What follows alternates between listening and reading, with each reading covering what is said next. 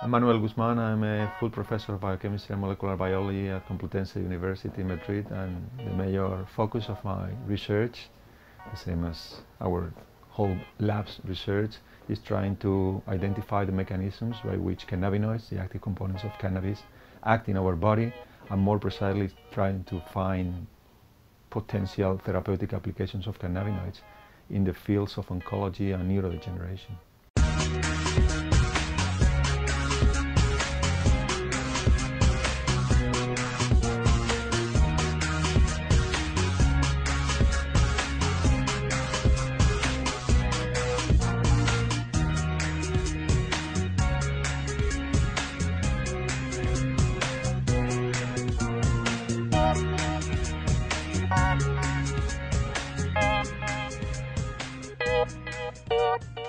When we talk about cancer, cancer is a very heterogeneous disease. There are more than 200 different types of cancer that are clearly typified by the World Health Organization, and there are many more types of cancer that are still not typified.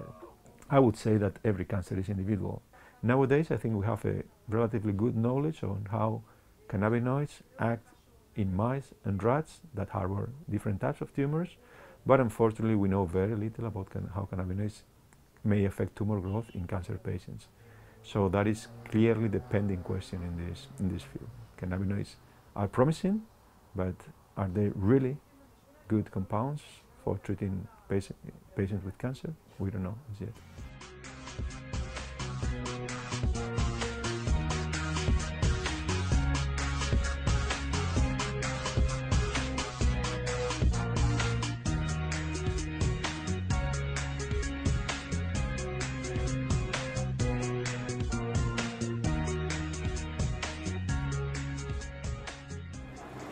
What's happening here, Guillermo? So what we are doing here is we have a lot of cancer cells, actually glioma, human glioma cell lines that are in culture. So we are culturing them in these plastic containers. Yeah. So we have to grow them before injecting them in the mice to generate tumors. How long does it take to actually grow a cancer cell or culture them? They are growing quite fast, but it depends on the number of cells that you put in each of the containers. Maybe you could have up to 7 million cells per plate. And normally we inject between 5 and 10 million cells per animal.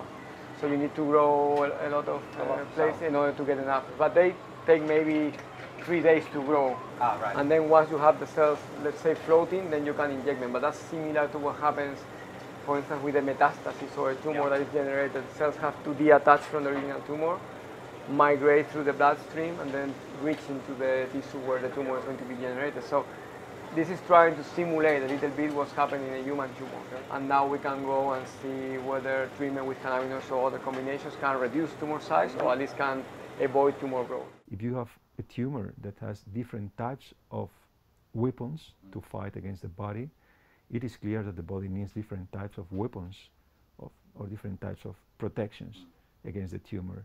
That means that when one is dealing with chemotherapies or overall with therapies against tumors, it's very naive to think that for treating a very malignant tumors that have very different mutations and therefore very different processes to fight against the body, that using just one weapon will be effective.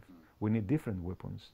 Different weapons in chemotherapy equals different compounds with different mechanisms of actions. I mean, targeting different receptors and targeting different processes of the malignant cells. And that is at the end when we do what we do when we do drug cocktails. On the one hand, THC has a particular mechanism of action. It binds cannabinoid receptors, and therefore it triggers within the cell a process of cell death, of programmed cell death. We have a second weapon, that is CBD, that does not bind with high affinity to cannabinoid receptors. It is usually called cannabinoid because it's in the cannabis plant, but from the pharmacological point of view, it's not a cannabinoid because it doesn't bind cannabinoid receptors. I thought there was some affinity between the CB2 receptor. It has a little bit of affinity, but overall we don't believe, at least in our preclinical experiments with cancer cells, we do not believe that it exerts at least most of its effect via cannabinoid receptors. So most of it, what CBD does, overcomes cannabinoid receptors.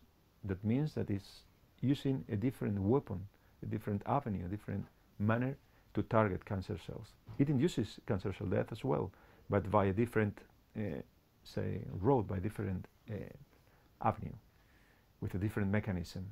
And third, we have temozolomide. Temozolomide kills glioma cells by using a different mechanism. Temozolomide doesn't bind cannabinoid receptors, of course, it's not a cannabinoid.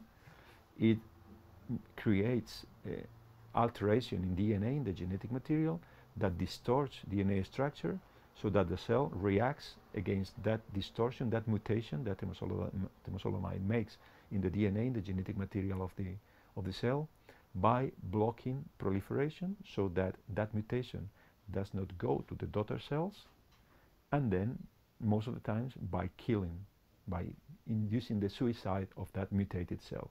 So at the end, if we combine three compounds, in this case THC, CBD and temozolomide, we have three different manners of targeting, three different ways of targeting different mutations, different processes of the cancer cell. Different combinations of different cancers seem to be coming through. At least in our hands, CBD never worked so well in glioma.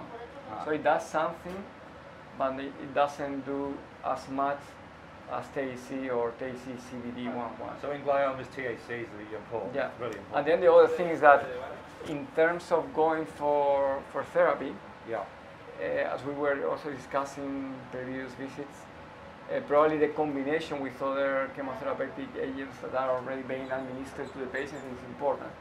So our idea is that CBD doesn't combine so well with other compounds, whereas THC does it well, and the THC CBD11 does it well. So that's what we want to check in this experiment, because if we see that, for instance, the 11 plus temozolomide works clearly better than the 19 plus temozolomide, or even imagine that the 11 and 19 work the same way, when the 19 works better, but it doesn't combine well with temozolomide. Maybe in terms of going for real therapy, patients seem to be much likely to go for a combination, and probably it's going to be more effective at the end of the day. Can cannabinoids cure cancer, or can cannabinoids inhibit tumor growth? Depends on what type of tumor. I mean, so far there is no therapy at all that is effective for all types of cancer. There are some therapies that work relatively fine in precise types of cancers.